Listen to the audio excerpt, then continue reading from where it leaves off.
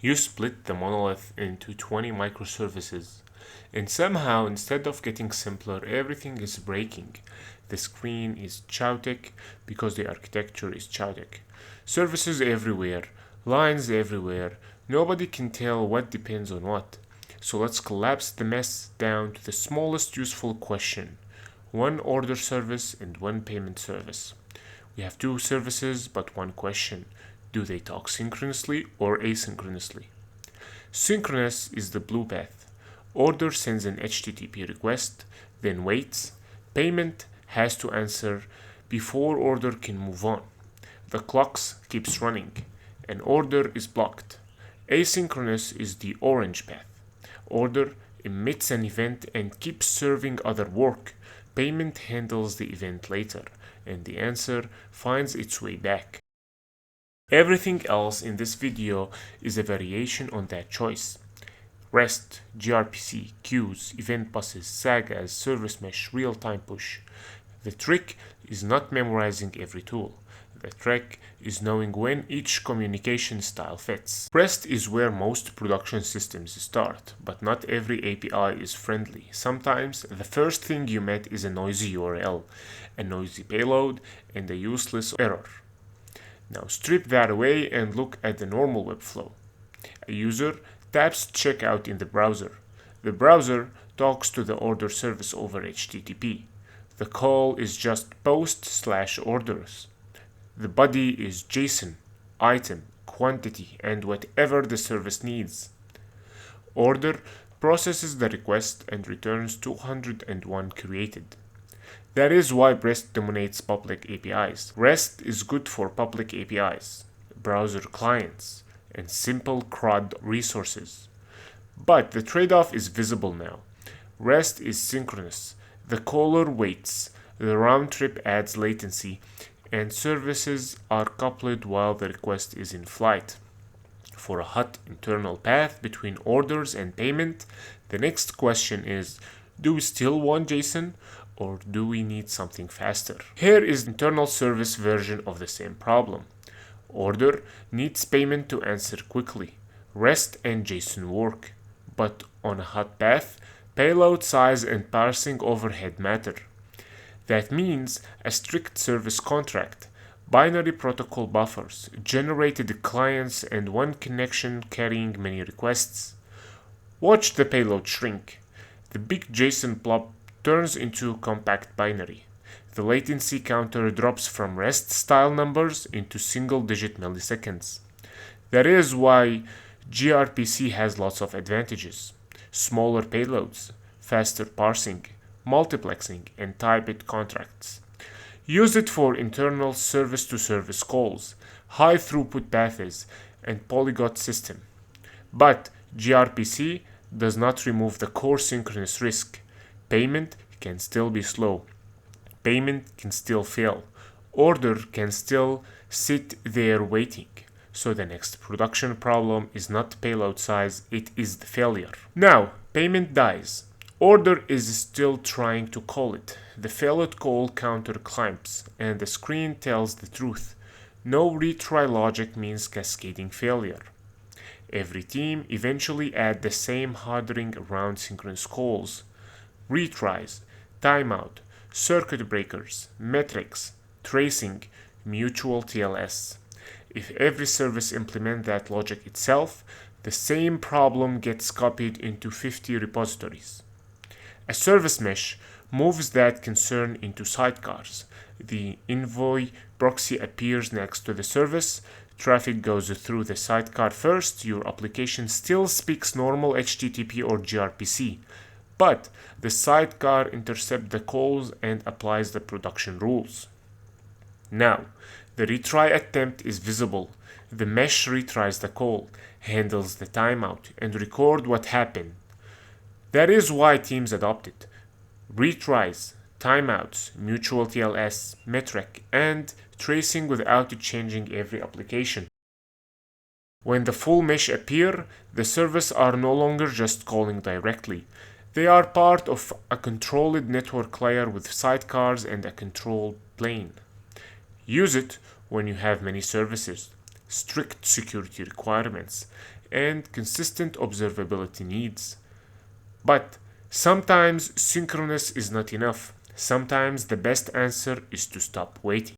Here is the failure mode that pushes teams toward async. Order calls inventory directly. Inventory throws a 500. Failed orders start piling up. The label says it blindly. Sync couples failure. So we insert a message queue between them. Order becomes the producer. Inventory becomes the consumer. The queue sits in the middle and absorbs the work. New order doesn't need inventory to be healthy at the exact moment. Order writes the message and moves on. The queue gives you 3 properties the animation calls out directly. FIFO behavior when order matters. Retention when messages need to wait. Durability when a consumer crashes. Now watch the crash case. Inventory goes down, but messages stay in the queue. No work is lost. When inventory returns, it drains the backlog. That is the core queue promise. Messages are held safely during downtime. Message queues are good for one-to-one async work, buffering, spikes, and surviving crashes. They decouple failure domains, but one-to-one async has another shape. Sometimes the caller still needs a reply later. Async request response is still one-to-one async. Order cannot block, but it needs fraud check to answer later. The seam builds 2 queue between them. Fraud.requests carries the request, and fraud.response carries the reply. That second queue is what makes this different from fire and forget. The envelope moves to fraud check with 2 headers, correlation ID and reply to. The ID marks the request. Reply to tells fraud check where to answer. Fraud check sends the response back through fraud.responses. Order sees the same ID and completes the original caller without a live synchronous call. Then, several requests move at once through the same 2 queues. The ID routes each reply home. Still, one caller, one handler. Next, one event with many listeners. Now, we widen the shape from one caller and one handler to one event with many listeners. Payment succeeds. Notify needs email. Loyalty needs points. Shipping needs fulfillment. Analytics, fraud, and the warehouse may care too. If payment calls each one directly, every new subscriber means changing payment again.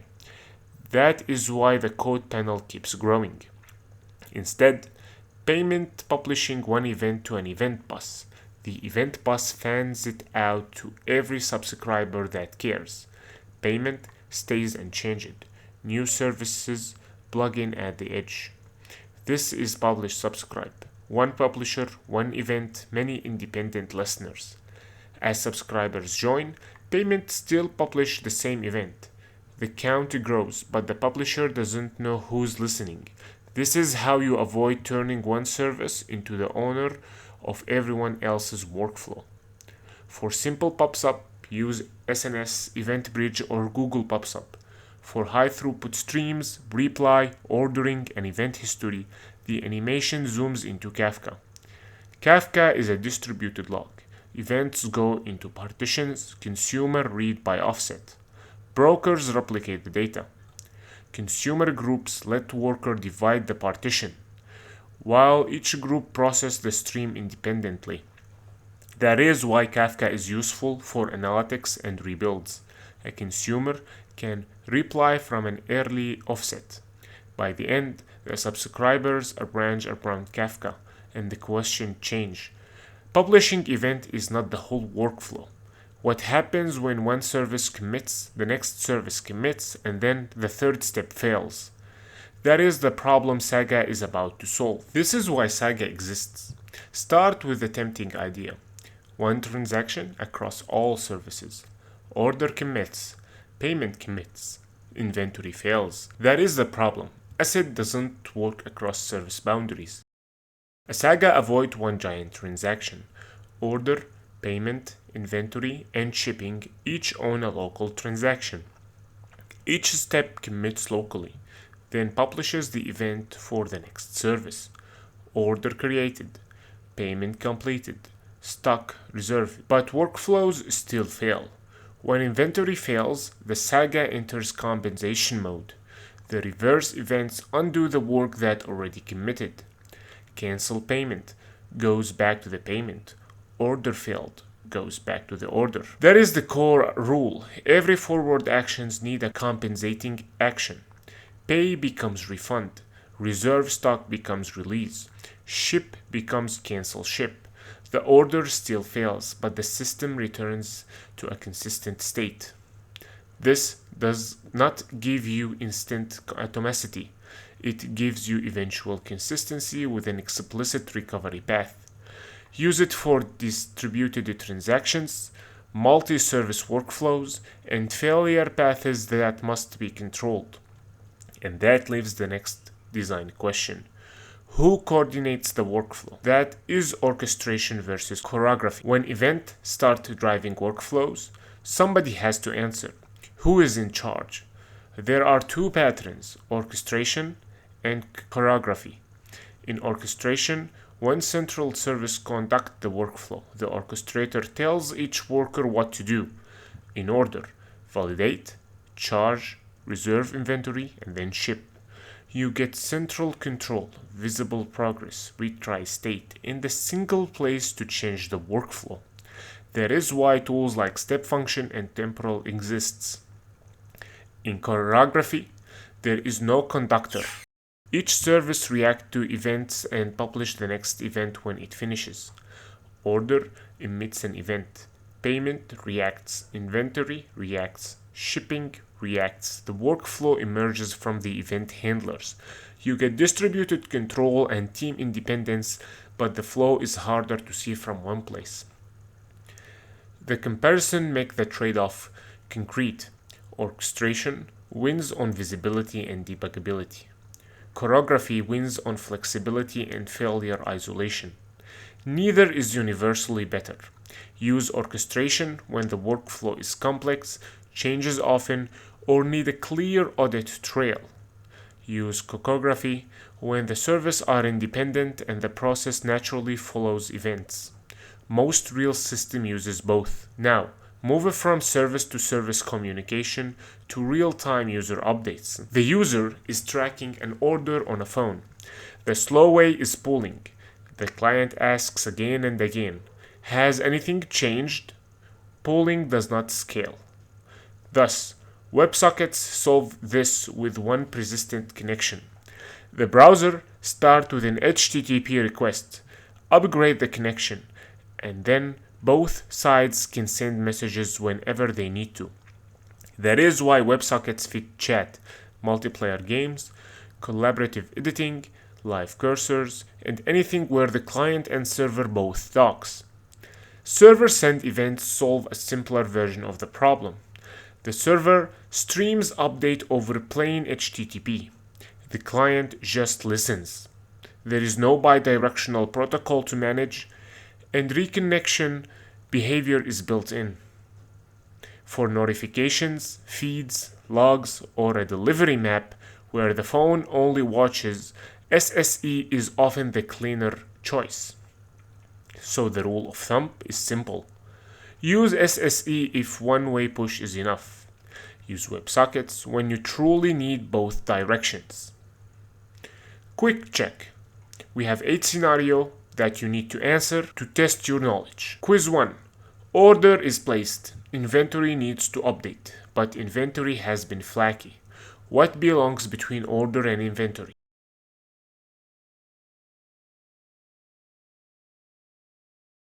The answer is B.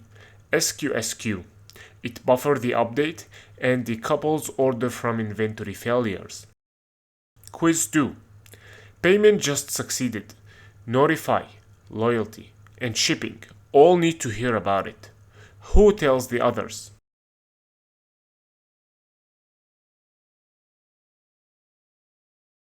The answer is C. SNS or Kafka topic. One event fans out to many subscribers, and payment doesn't need to know who's listening. Quiz 3. A user is watching a delivery truck on a live map. The server pushes updates one way, to the phone. Which protocol fits?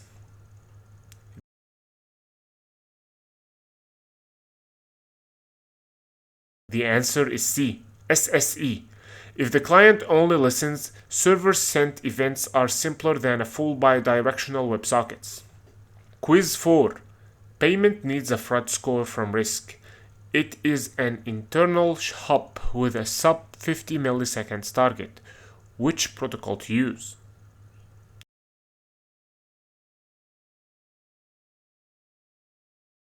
The answer is B, gRPC. This is exactly the kind of internal high throughput path where binary contracts and HTTP 2 helps. Quiz 5. Flight is booked. Hotel reservation fails after the flight is already paid. What now?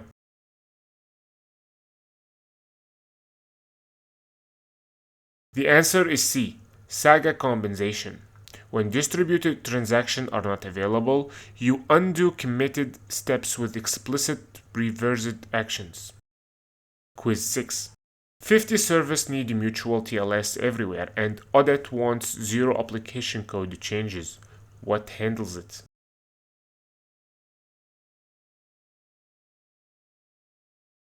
The answer is C, service mesh.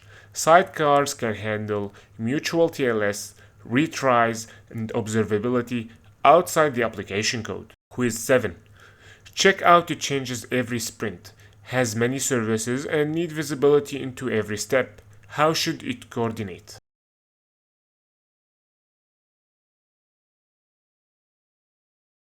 The answer is B, Orchestrator. When the workflow change often and visibility matter, central coordination wins. Quiz 8. Order event streamed all week. Analytics need to rebuild the last 7 days. What storage patterns support that?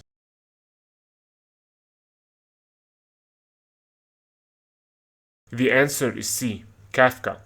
Kafka keeps events by retention, so consumer can reply from an early offset. That is the pattern library.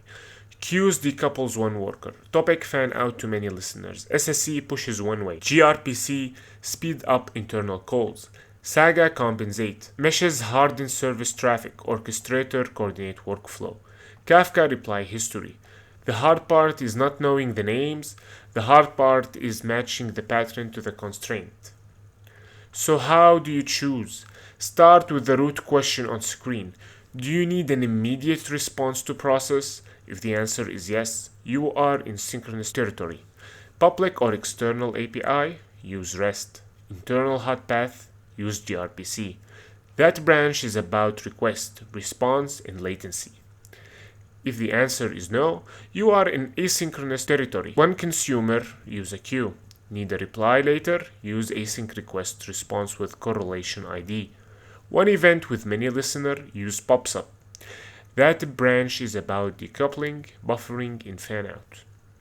Then handle the edge cases.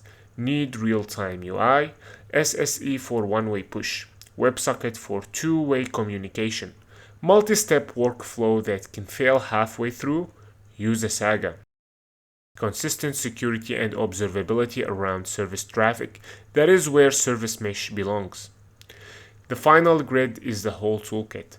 REST for public APIs, gRPC for internal hops, queues for one-to-one async, PubSub for a fanout, SSE and WebSocket for real-time UI, Saga for compensation, service mesh for hardened traffic.